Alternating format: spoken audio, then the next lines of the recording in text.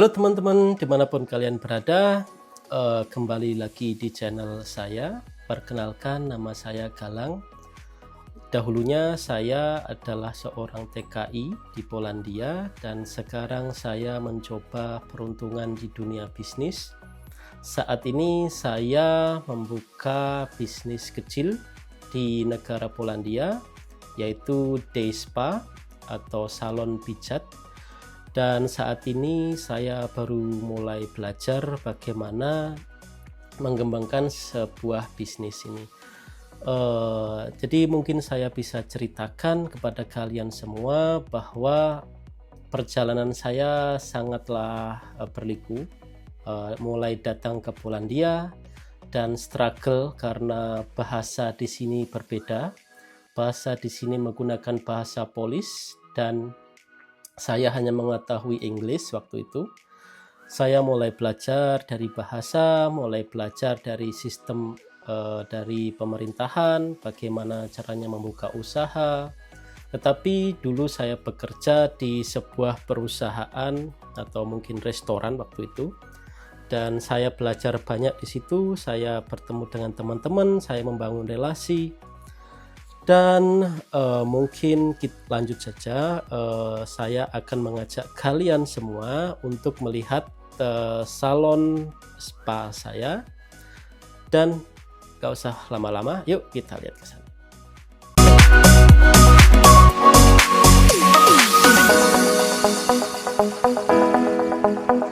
Biasanya saya datang ke tempat spa menggunakan sepeda seperti ini.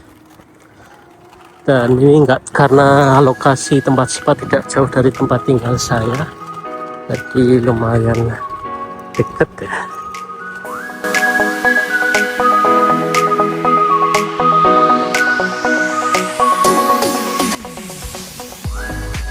Ya, seperti ini penampakan tempat spa saya.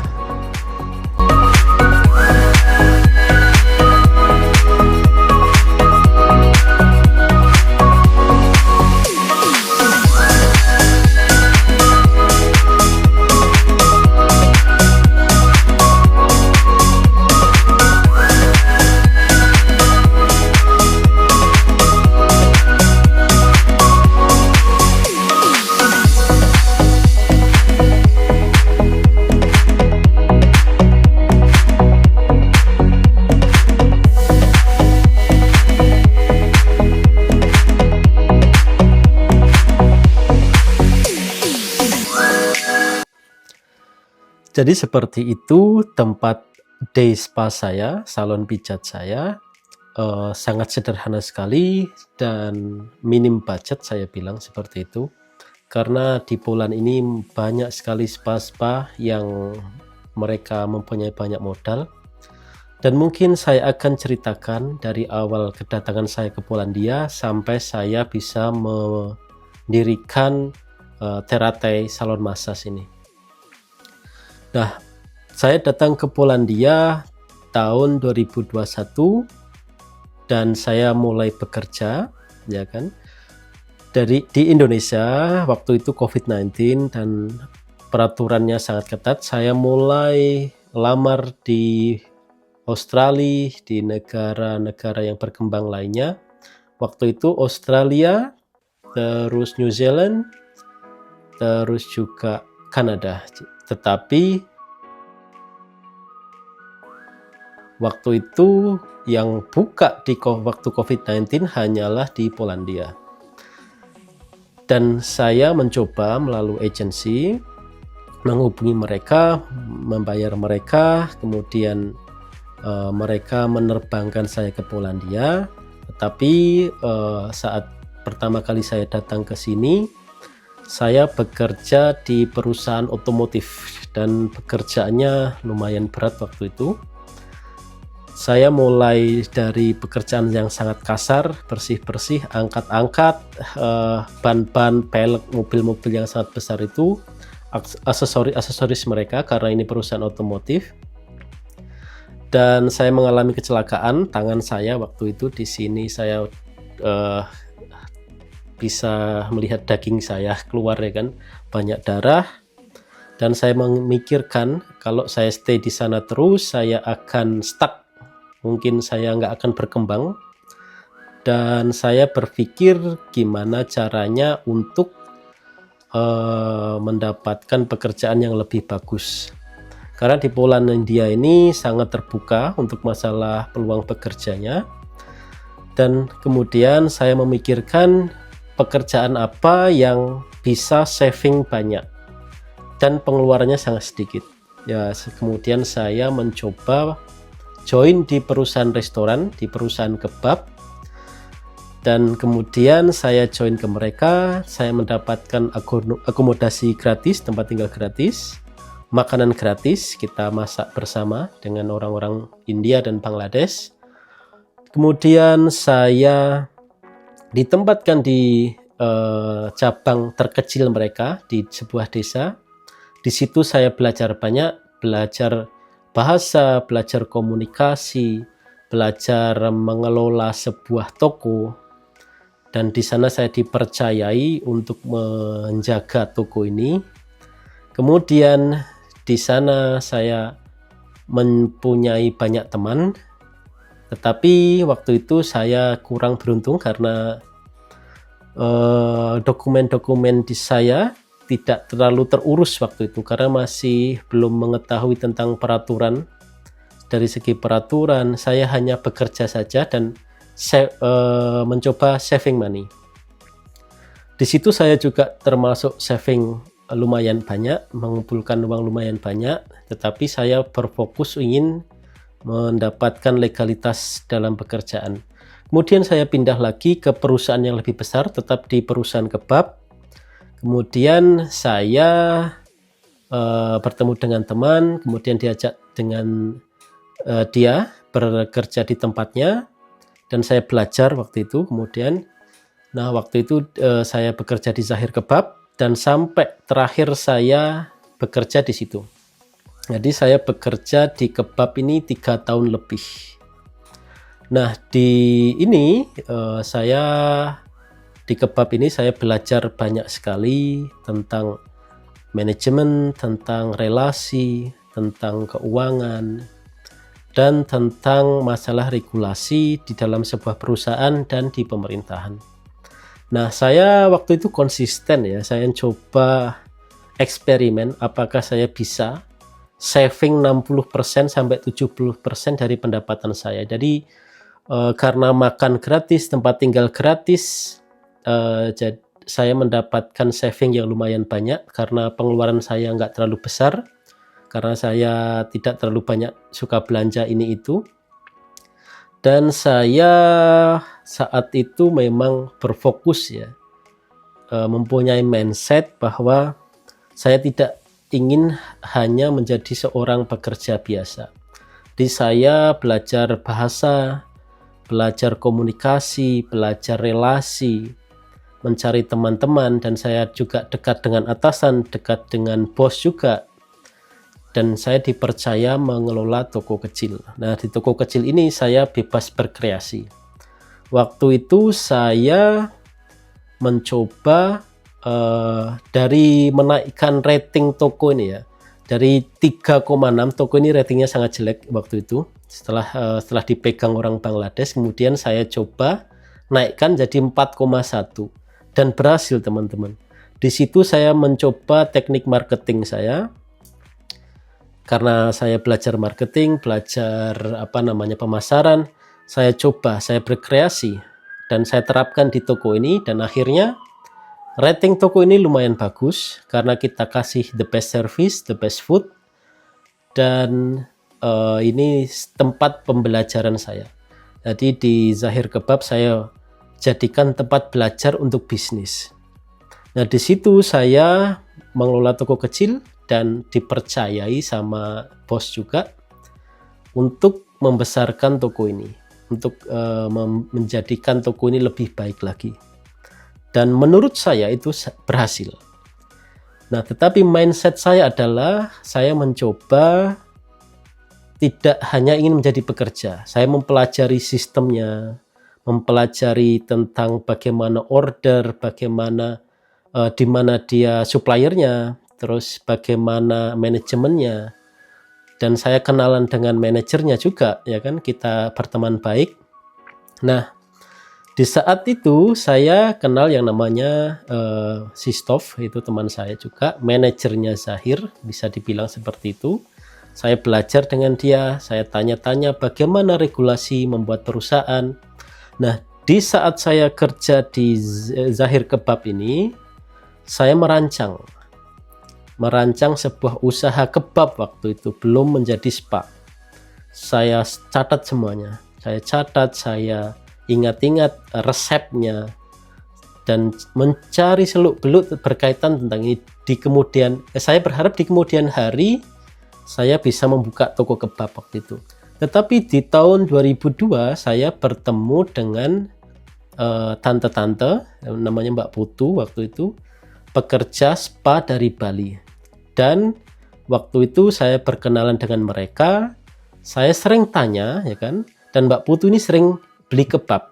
Pertamanya dia beli kebab, kemudian saya kasih dengan harga yang lebih murah karena saya yang jaga toko ini kan.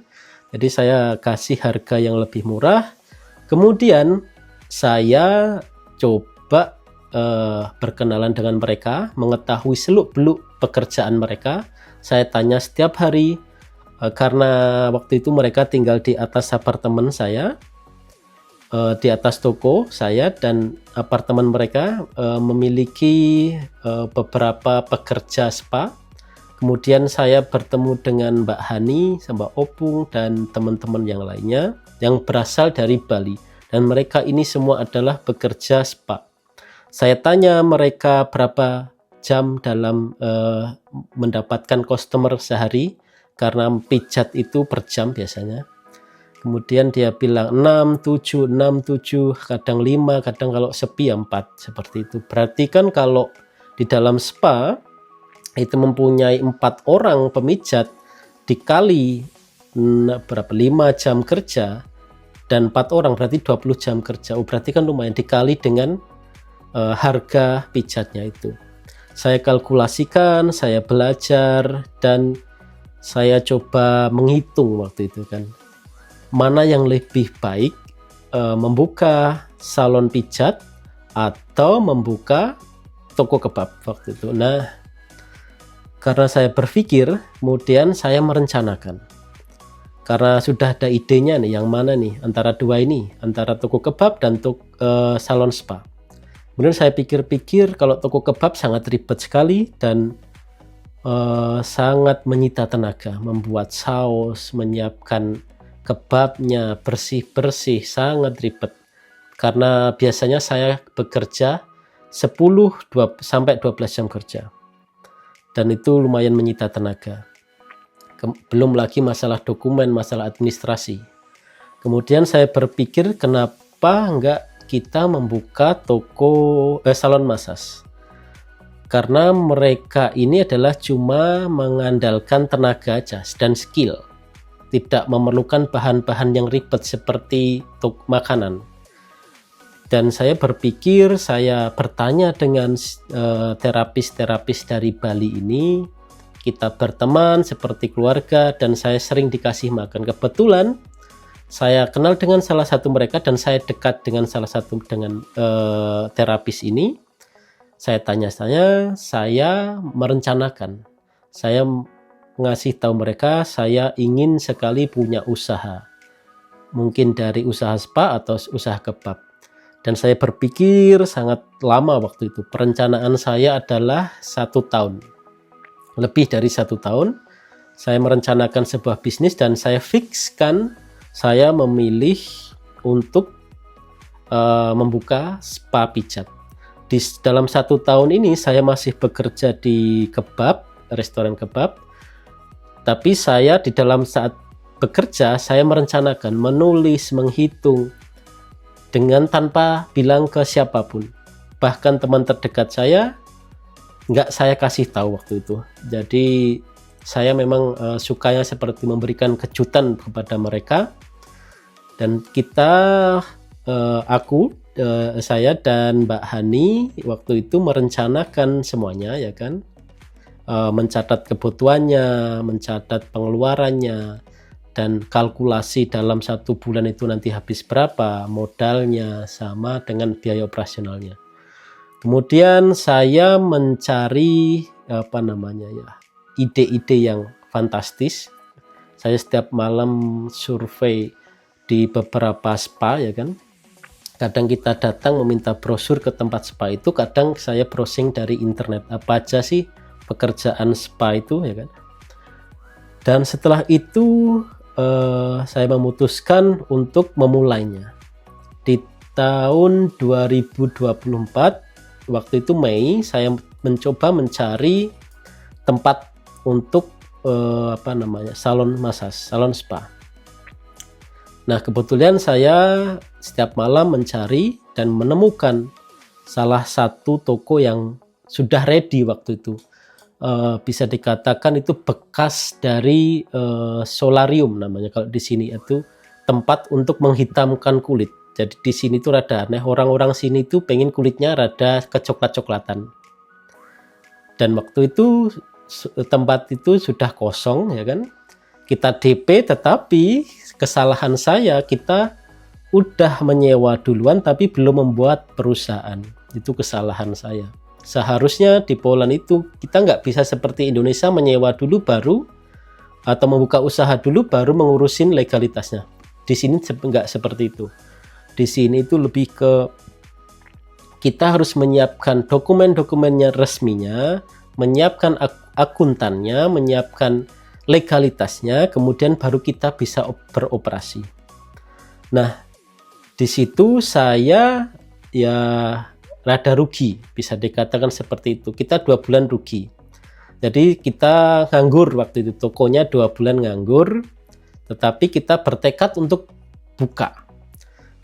Dan kendala saat itu kita nggak ada terapisnya. Terapisnya hanya satu, Mbak Hani, tetapi dia masih kerja di tempat lain, di tempat lamanya dia, dan saya suruh resign. Dan saya perbolehkan dia pulang ke Bali dulu selama 2 minggu, kemudian dia balik ke sini, dan tokonya belum jadi juga karena legalitasnya belum terurus. Nah, saat itu kita nekat aja, kita urusin legalitasnya, kita buka perusahaan, kita punya akuntan. Kemudian kita coba buka di bulan Agustus. Awal Agustus kita buka, awal Agustus 2024. Nah, di situ kita buka dengan 1 terapis dan 1 kasir. Nah, di situ kita belajar banyak karena mempunyai beberapa aspek seperti kita ada aplikasi Booksy, booking online, reservasi. Nah, di situ kita belajar karena mereka meminta persentase dari pendapatan yang kita dapatkan dari penjualan. Nah, itu yang memberatkan kita juga. Tapi kita nekat, kita akalin. Saya bilang ke tim saya sama kita bilang ke tim saya, kita harus cari cara gimana kita membayar Booksy-nya itu lebih murah. Dan kita menemukan caranya dan tetap kita mendapatkan customer. Nah, karena servis kita bagus, terus pelayanan kita bagus, tempatnya juga bagus, kenyamanan buat customer juga oke. Customer datang. Bersyukurnya di situ kita masih bisa membayar pekerja, tetapi masih minus waktu itu ya. Di situ saya mencoba untuk ngakalin, ya kita harus cari pekerja satu lagi karena kita melayani untuk couple massage. Nah, kita mendapatkan bantuan waktu itu dari temannya Mbak Hani dan kita mencoba 2 orang. Akhirnya di situ kita mulai mendapatkan banyak customer baru mulai berdatangan. Di waktu puncak-puncaknya adalah Februari tahun 2025, itu merupakan penjualan terbagus kita waktu itu. Banyak customer yang datang dan ada beberapa customer yang sangat loyal. Dalam 1 minggu mungkin 2 kali pijatnya, ya kan. Nah, pijat kita itu 1 jamnya biar kalau dirupiahkan sekitar 800 ribu per jam dalam sekali pijat. Nah, ada beberapa yang kita punya beberapa varian yang lebih dari 1 jamnya lebih dari 1 juta. Nah, di situ kita mulai kalkulasi semuanya, akhirnya jalan nih perusahaan ya kan. Kita tetap mempersiapkan strategi marketing, kita buat Facebook page, kita buat Instagram page, kita buat secara profesional mungkin, dan akhirnya itu jalan. Tetapi waktu itu saya masih kerja, jadi saya juga menjadi pekerja. Jadi saya bekerja di restoran, dan saya juga punya tanggung jawab, anak-anak juga bekerja di spa. Jadi saya bingung kadang kita nggak ada kasirnya, saya harus juga kerja di sana, kerja di sini. Nah, di situ sangat lumayan menguras tenaga, karena waktu itu saya kerjanya 10-12 jam kerja. Kadang karena di restoran ini nggak ada kekurangan pekerja, saya kerjanya bisa sampai 14-15 jam dalam sehari. Nah, di situ saya belajar yang namanya kerja cerdas, kerja keras. Jadi di saat saya kerja juga saya mikirin usaha saya. Saya di situ mencoba untuk struggle, dan bisa ternyata jalan ini. Customernya juga banyak, saya juga dapat pemasukan dari pekerjaan utama saya, dan saya juga memikirkan bagaimana usaha salon pijat ini bisa berkembang.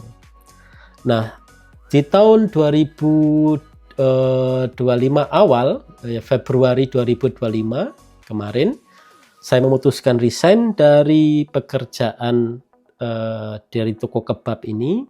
Kemudian saya fokus di usaha salon massage. Nah, semua ini waktu itu adalah waktu yang sangat struggle buat saya, karena saya bukan dari orang yang mampu waktu itu, dan modal yang saya gunakan adalah modal tabungan saya. Jadi di situ saya sangat ngirit, sangat struggle, sangat kita mengatur keuangan, bagaimana usaha tetap jalan, saya juga tetap bisa makan, tetapi saya sudah jarang kirim uang ke Indonesia. Biasanya setiap bulan saya kirim uang untuk orang tua saya waktu itu. Nah, demikian cerita kisah saya, berawal dari seorang TKI yang bekerja kasar, kerja yang sangat berat di Poland waktu itu di otomotif, dan kita kerja di perusahaan kebab. Kemudian saya mendirikan Teratai pijat Teratai. Kalau di sini Teratai ini adalah harapan saya, ya kan? Harapan saya agar kita bisa membawa brand-brand Indonesia, karena di dunia pijat yang paling terpopuler adalah pijat Thailand sama pijat Bali. Nah, kita ada orang Indonesia, saya mencoba membawa brand Teratai ini untuk lebih ke internasional seperti itu. Dan kita juga mempunyai terapis profesional dari Bali. Semoga nanti perusahaan ini bisa saya besarkan. Saya mempunyai banyak rencana, cuma saat ini saya memiliki kendala, memang kita sangat kekurangan terapis. Kita membutuhkan seorang terapis untuk bekerja di tempat kita. Nah, demikian sekilas cerita saya, dari mulai datang ke Poland sampai dengan saya mendirikan perusahaan Teratai ini. Dan di sini saya belajar sangat banyak, dan saat ini pun saya sangat masih belajar. Saya tidak ada expert di bidang bisnis, dan ini bisnis pertama di dalam kehidupan saya. Maksudku yang profesional, karena beberapa di Indonesia mungkin bisnis-bisnis biasa saja, tetapi di sini saya real bisnis. Kita membuat perusahaan dan perusahaan ini berjalan seperti itu. Mungkin dari teman-teman saya membutuhkan supportnya, membutuhkan doanya agar saya bisa membesarkan bisnis salon pijat Terate ini. Nah, cukup sekian cerita dari saya. Mungkin jika ada salah saya minta maaf karena saya sendiri masih belajar dan saya tidak ingin sombong karena saya sangat tidak suka orang sombong seperti itu. Dan terima kasih. Mungkin teman-teman bisa bantu subscribe, mungkin like juga video ini, dan saya nanti akan memberikan video mungkin dari perkembangan dari perusahaan pijat salon Terate ini. Terima kasih. Salam bagi teman-teman dimanapun berada. Yuk, ciao.